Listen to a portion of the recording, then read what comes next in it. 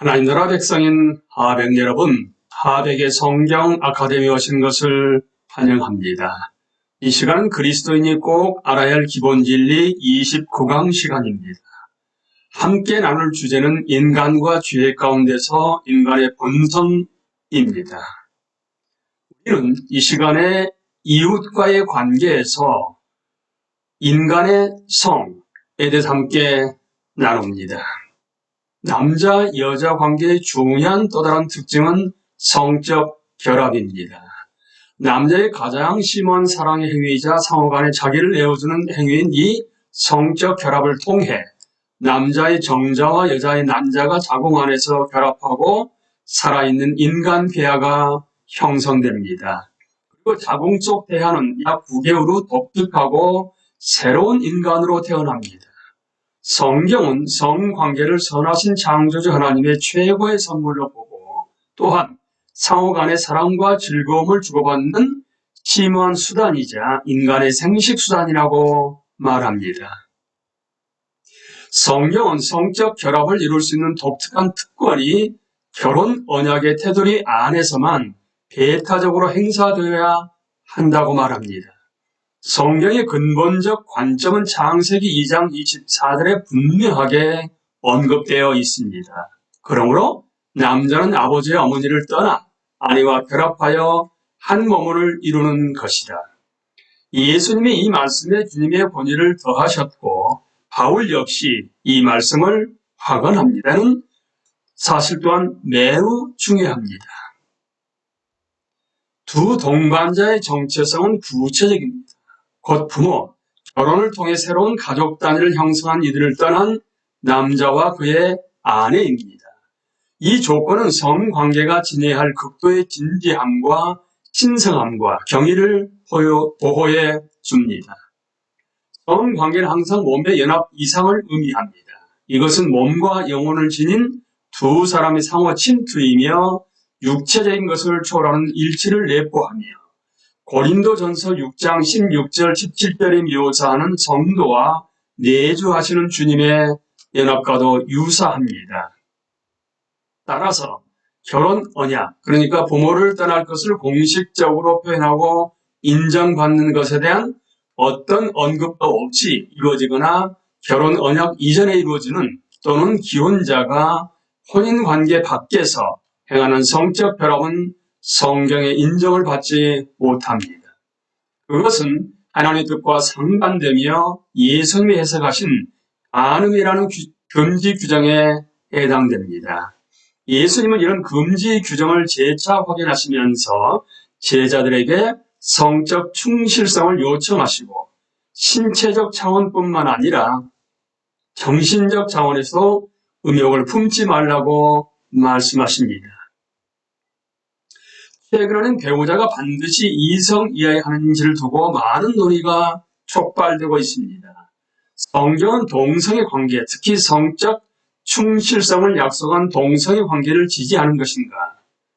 많은 성경 해석자들이 그 성경적 근거를 찾고자 시도해왔지만 그 시도는 결국 실패했다고 말해야 할 것 같습니다.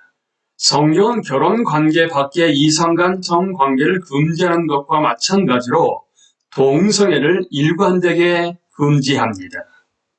그러나 적극적 차원에서 보면 이 같은 성경적 금지는 동성애와 이성애 영역 모두에 있어서 언약에 기초한 지속적이고 충실한 관계인 하나님이 정하신 결혼을 가능하게 해주는 효과적 안전망입니다. 수많은 성경적 배경을 살펴볼 때 하나님이 정하신 이 결혼은 놀랍게도 인간이 역사와 영원한 시간 속에서 맺을 수 있는 궁극적 관계, 그 예수 그리스도와 그분이 사랑하여 피로 사신 공동체인 교회사의 관계로 묘사됩니다. 이제 우리는 이웃과의 관계를 지나 창조 질서와의 관계로 넘어갑니다. 우리 시대의 또 다른 사회적, 정치적 주요 관심사를 다루고자 합니다. 오늘날 인류는 자연환경에 관심을 갖고 이를 보호하고 보존하기 위해 유례없는 노력을 기울이고 있습니다.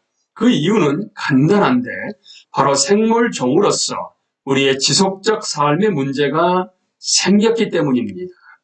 만일 과거 수세기 동안 지속되어 온 환경 파괴의 흐름을 되돌리지 못한다면 지구는 곧 인류가 생존할 수 없는 공간이 되고 말 것입니다. 현재 위기를 초래한 세 가지 기본 요인은 바로 인구 성장, 자원 고갈, 기술의 제어 불가능성입니다. 인간의 삶이 시작되는 이야기의 서두에서 성경은 우리와 자연 질서의 관계를 주목합니다. 하나님은 인간을 에덴 동산에 두셨고 주변에는 다른 생물종이 있었습니다. 그러나 하나님은 주님이시므로 인간이 1차적으로 책임을 다해야 하는 분이십니다.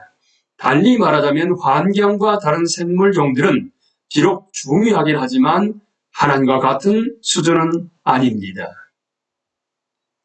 근동 민족들이 만든 창조 이야기나 자연과의 관계에 대한 이질적 사고방식과 달리 구약의 예배자들은 하나님이 아닌 다른 대상을 예배하는 것이 잘못이며 죄임을 알고 경계했습니다.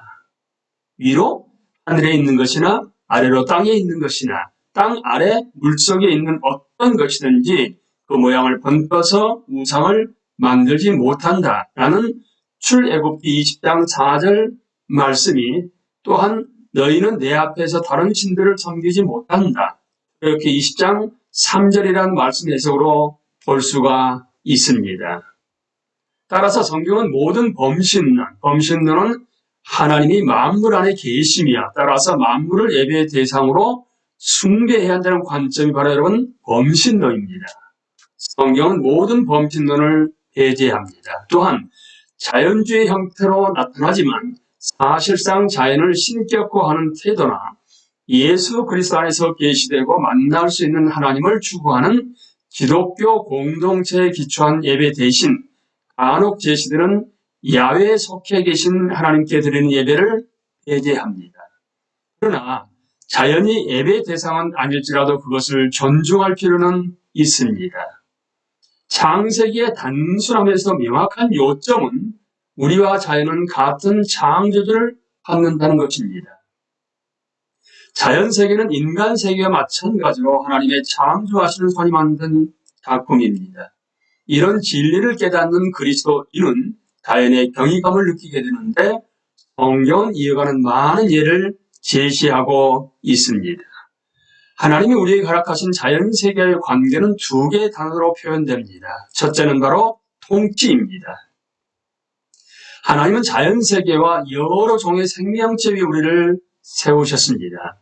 인간은 창조의 정점이자 우주 전체의 목적의 본질적 요소이며 이것은 우주의 광대함도 결코 무효화할 수 없는 확신입니다. 이는 최근에 만들어진 개념이 아닙니다. 하지만 비극적이게도 인간의 타락 이후 하나님이 위임하신 통치는 오늘날 많은 환경론자들이 주장하듯이 완전히 오용되어 왔습니다. 자연은 오랜 세월 인간의 약탈을 감내해 왔습니다. 식량과 거주지에 대한 정당한 필요보다는 지구에 대한 이기적 착취가 득세했고 슬프게도 성경의 명령이 그런 일을 분명히 지지하는 것처럼 인용되곤 했습니다. 따라서 통치는 또 다른 성경적 용어인 청지기직과 결코 분리되어서는 안 됩니다. 하나님은 우리가 사는 지구와 그 속의 모든 생명체와 동식물을 포함한 만물의 소유자이십니다.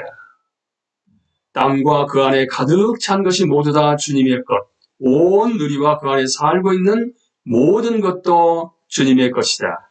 시편 24편 1절입니다.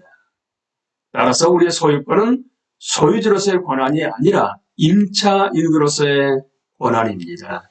우리의 통치는 책임을 수반하는데 전적으로 하나님 앞에서 책임을 져야 합니다. 언젠가 우리는 하나님 앞에서 그분이 맡기신 것을 두고 회개하는 날을 맞이하게 될 것입니다. 그리고 이 모든 것은 지구온난화로 발생한 현재 환경 위기와 관련해 숙고해 볼 필요가 있습니다. 이제 시간과의 관계로 넘어갑니다. 우리가 살아가고 그 안에서 통치와 청지기직을 수행하는 이 세상은 공간적인 동시에 시간적입니다. 우리는 하나님께 시간을 부여받았고 이 시간 속에서 청지기직을 수행하며 창조주와 친교를 누립니다. 아담에게 영원한 시간이 주어졌는가 하는 것은 논란이 되는 문제입니다.